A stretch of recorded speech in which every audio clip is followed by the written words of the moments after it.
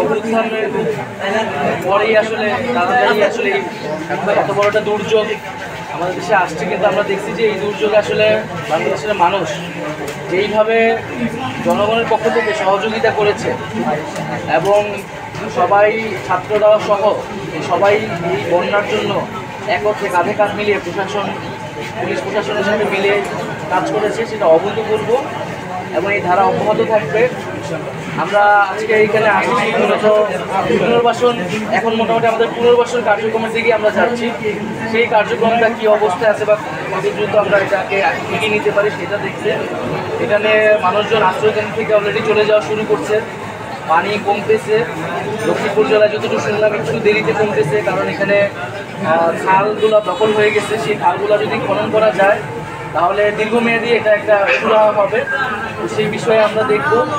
এবং এখানে গৃহ নির্মাণের জন্য অলরেডি বাজেট পাঠানো হয়েছে, সেই বাজেট অনুযায়ী খুব দ্রুতই গৃহ নির্মাণ সহ তাদের যে স্বাস্থ্য জনস্বাস্থ্যের বিষয়টাকে আমরা সর্বাধিক গুরুত্ব দিয়ে দেখতেছি এবং দীর্ঘমেয়াদী যে পুনর্বাসন তাদের শিক্ষা স্বাস্থ্য থেকে শুরু করে এই জনগোষ্ঠীকে সহায়তা করার জন্য সরকার সার্বিকভাবে মৎস্য কৃষিখাতে এখানে ব্যাপক ক্ষয়ক্ষতি হয়েছে। মৎস্য চাষিদের জন্য কৃষকদের জন্য প্রণোদনার ব্যবস্থা আছে কিনা সেটা পুনর্বাসনের ক্ষেত্রে সার্বিক যেই জায়গাতে ক্ষতিগ্রস্ত হয়েছে সেই বিষয়টিকে পূরণ করে আবার আগের জায়গায় সেই গতিতে ফিরে আনা যায় আমাদের লক্ষ্য।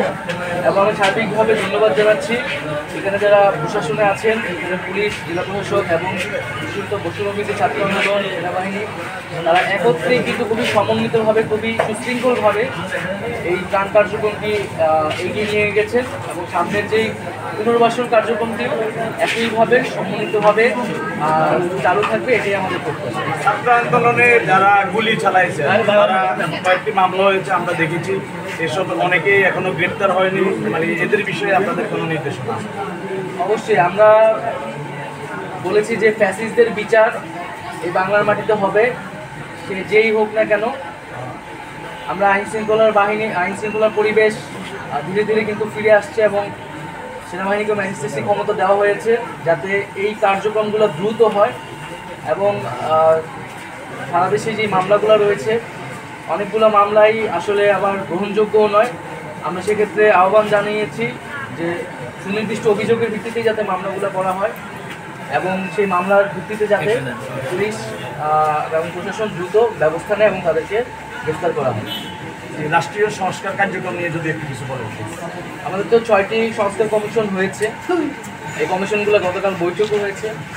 অক্টোবর মাস থেকেই এইটার কার্যক্রম শুরু হবে এবং পাশাপাশি আরও কিছু যেমন শিক্ষা এবং গণমাধ্যম সহ আরও কিছু সংস্কার কমিশনের পরিকল্পনা রয়েছে।